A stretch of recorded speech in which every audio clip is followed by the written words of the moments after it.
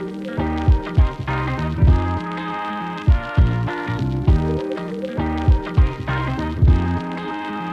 good morning, Lucy. Good morning, Paul. Welcome to our center here at PCCW Tower in Quarry Bay in Hong Kong. It's actually one of the centers within your overview in Hong Kong. Lucy is our regional managing director for Hong Kong, Macau, and Taiwan, and responsible for about 30% of the revenue and EBITDA being the profitability of the business. And you've been managing these three regions this year during the time of COVID.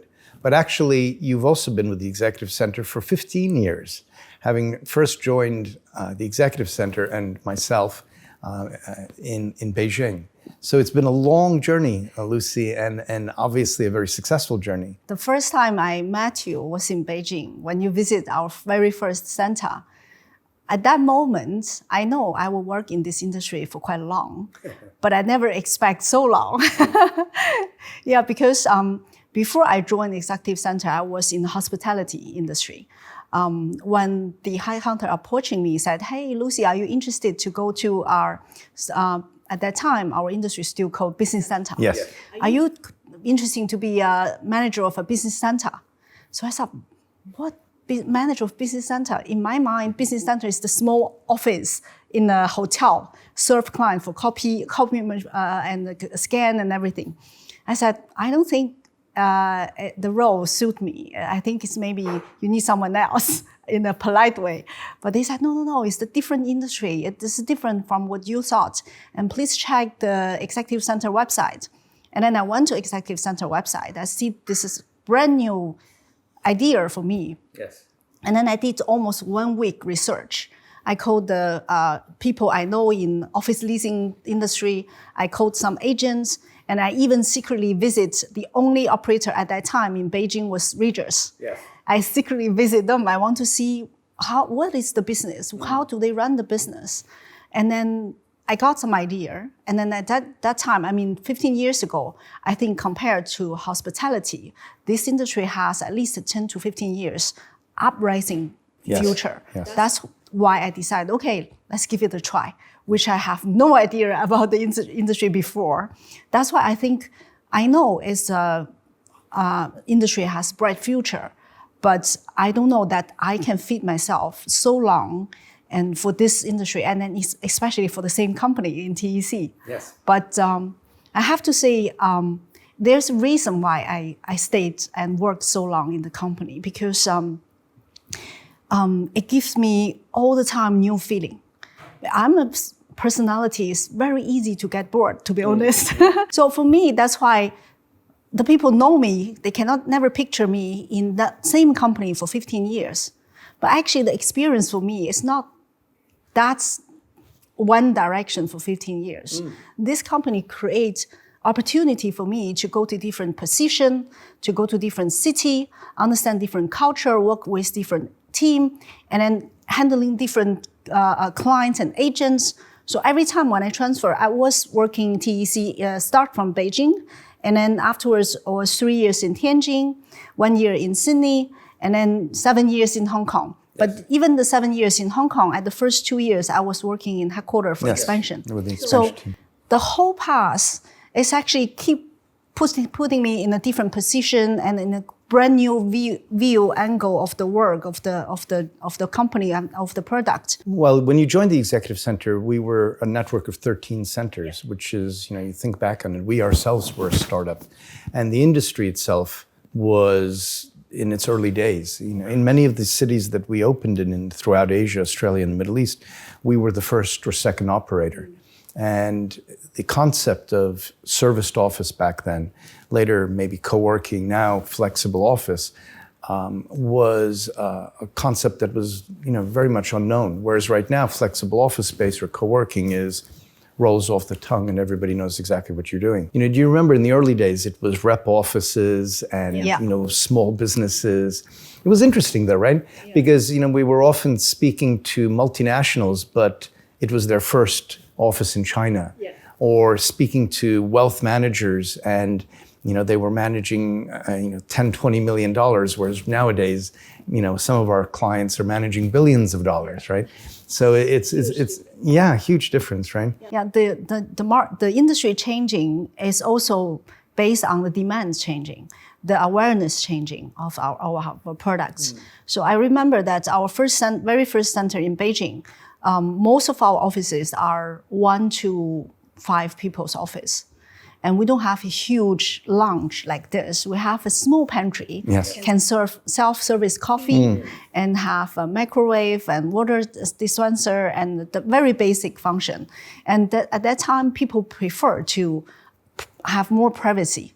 Yes. And they always ask, do I share office with others? I don't like it. That's interesting. Yes. And nowadays, the user, and you can even see from our layout, our design, and we have medium size and even bigger size for 80, 100 people's office. So that's the changing, evolving of people's awareness of our products, and also the changing of the industry. That's why, honestly, from now on, if I'm newly joined TEC, joined this industry nowadays, I still looking another 15 years uprising. Yes. For this industry. Yes. I think you're right. I mean, I think COVID and the pandemic has adjusted people's thinking. It's kind of force-fed the concept of flexibility onto the global marketplace. And you can see companies wrestling with it. Some companies I've read recently, earlier this week, are planning on working from the office 3 days a week and then allowing their teams to work from home or elsewhere 2 days a week.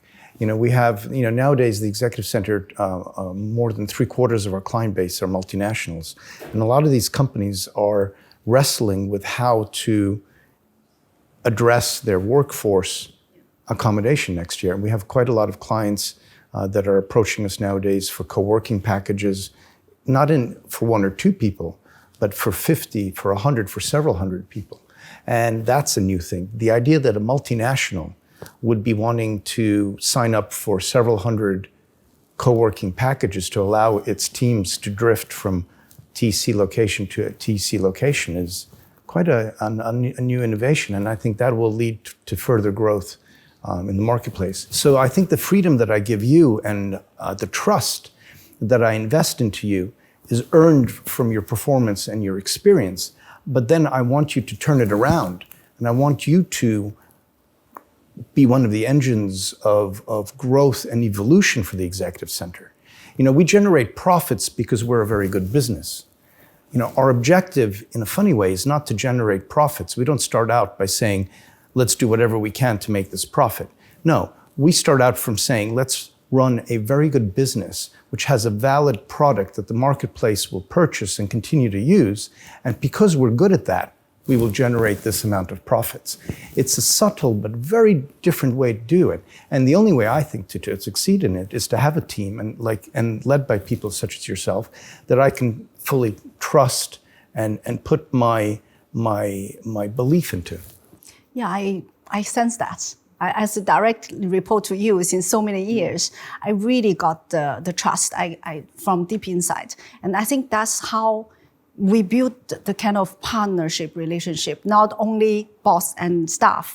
And that's what I learned. And also that's what I try to pass to my team. I trust them. The people who work really as a partner with me, for example, Hong Kong, I have Nadia. And in Taipei, I have Carrie. And in Macau, I have Christina. They work with me really close as a partner, not because they can do within their field, they can do a lot of things creative, and then to in their way to manage the team, because culture are different and products are same, but the client is different, the market's different. So all this trust you gave me, I actually pass it to my partners in the different cities. It shows a huge power which they can really generate, and then which they can lead their team to achieve something even I didn't expect they can achieve. We have to be number one, we actually have to improve, because we have the competition looking at us saying, oh, well, we'll copy what they're doing. So we have to keep moving forward. That's the part, what is really most challenging one. And that's also what I'm focused when I manage the business or when I work with team. I really try to train the leadership team to have this concept. I need to change. Even the market didn't drive me. I need to have self-motive to change, to make change, to be better. So even best can be better. Yeah, I think that's the secret sauce of the Executive Center. We have beautiful locations, beautiful fit out. We work with wonderful designers, and we have, lovely ergonomic furniture and fabulous IT systems, and et cetera, et cetera. But it's the people in the Executive Center. And the people in the Executive Center, one could almost say, are no different from people in other companies, but it's how we treat them. We trust them, we treat them as teammates, we respect them, but we also then require that they contribute to the greater good of the company. We're looking to 2021. I have my frustrations. I wish that the COVID pandemic, for its impact on humanity, would have been wrapping up. We all wish there hadn't been a pandemic, but I don't think any of us expected that it would be a multi-year event. But it is absolutely continuing into 2021 and probably in parts of the world beyond. From a business perspective, flexible has been one of the products that, if has been well managed this year, has found its place. We're having a good year. Our profits will be down from last year, but really frankly, we've done well. How do you see the opportunities for 2021? We know the risks. It's COVID, continued pandemic, continued lockdown markets. But on the assumption that things begin to change, what do you see for 21, 22, which might be different from 2019, 2018, pre-COVID? Yeah, obviously it will be different. The demand will be different. In what way? Even in the size of the office. Okay. So we need to react on the different demands. So before COVID, the demands came to huge companies with huge team, and then they start to consider. That's the beginning of our industry actually flying. Yes. But then suddenly COVID happened, and it slowed down the whole development. And then during COVID time, there's still demand. And the demand becomes to a smaller team than pre-COVID. So then we need to react on design, react on the sales channel, and react on price strategy, and also bigger is the whole business plan. We need to react on that. And for 2021, 22, we all know it will be tough. Similar to 2020, I would say a bit better, getting better that compared to this year. People were joking, they said, I hope that there's never 2020, let's do it again. Next year, 2020 again. But in reality, we have to face to that. Yes. That's what I mean. The good company, good leadership, the key capability is to react on the changes. Yeah, no, I agree with you. I also see some geopolitical stuff happening. The continued, I'd say I was going to use the word emergence, but really it's far beyond emergence. The continued growth of China as a powerhouse, a global powerhouse, is obvious. China is going to end the year 2020 with the strongest GDP growth of any economy in the world. And this is going to continue into 2021. And for the Executive Center, Hong Kong, positioned on the southern coast of China, our perception of Hong Kong is evolving as well. How do you see that? I think it's so obvious. Actually, if it's not COVID, the Greater Bay concept will be so much more. And for people who don't know about the Greater Bay concept, what do you mean by that? Yeah, the Greater Bay Area is actually including Guangdong province and Zhuhai and Macau and Hong Kong as a whole. So the major cities, Shenzhen, Guangzhou. And so can you imagine This is the third Bay 220 Area million in the people, world. thriving economy, wealthiest part of China, and this is your marketplace. Yeah, that's why I said the Hong Kong has a very unique position in this Greater Bay Area, because the whole financial system, law system are completely different from the rest of the mainland China cities. So Hong Kong will be the center to attract international investments, international talents from Hong Kong, via Hong Kong to mainland China, to Greater Bay Area, and then mainland China. And then on the other hand, the great Chinese talents also attracted to Hong Kong, to international. Yeah. So that's a transaction role. Before, Hong Kong is like a very independent Asia financial center. Yes. Quite independent. And also, if you look at the previous records, there are more than 75% international investment to China are from Hong Kong. So it's not Hong Kong money, it's international money. Yes. They want to do business with China. And that's continuing, right? So we're seeing surging take-up by multinational financial groups, major banks, taking space with the executive center in Guangzhou. In Shenzhen, it's a tech center. We're seeing major multinational technology companies, top-line brands, taking space with the executive center as they rapidly build up their headcounts in these two markets. But you're right. I mean, for us here in Hong Kong, we're seeing cross-border arrivals from the mainland. And as a conduit now for these companies to also move into India, move into Vietnam, Southeast Asia, and we've recently been signing Chinese companies in Japan, for example. So the spread is traveling in both directions. If I had to say, what was your legacy? What would you say to me? I think people. We're back to the same topic, but really people is what I'm proud of, and I really contribute to the company. If you look at especially China, senior leadership, so many of them were hired or trained and worked with me before. Well, you're known as a tough manager, but you're also known as somebody who nurtures and then secures and maintains your teams as well. So that's key. Yeah, that's where I hope that all those leaders work with me, and then we grow together with TEC. And then in the future, they are the soul, they are the main players, and they are the soul leaders in multiple locations. And also, I'd like to share with the whole team how I enjoyed the work in TEC with so many years. I think there are two key elements. First one is love what you are doing, and second one is keep learning. That's what I really want to share with all the partners, all the team members in TEC. What I think has been valuable to me is that you've never become someone who is working with me to make me happy. Rather, you were working with me as a partner.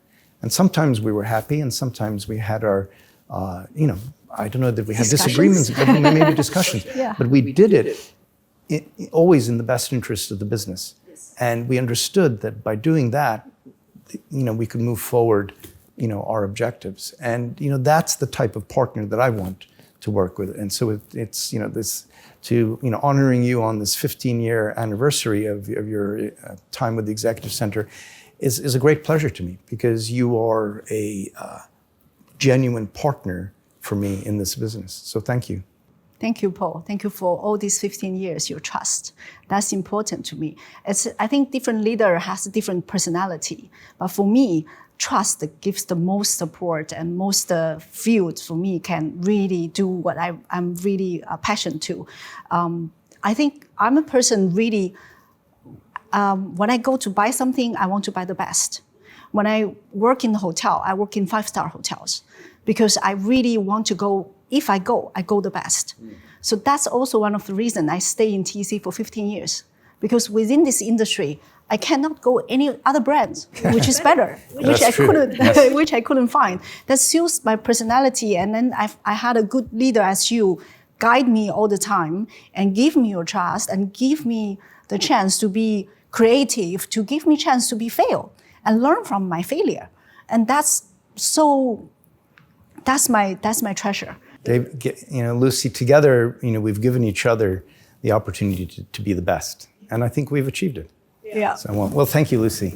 Thank you, Paul. Thank you.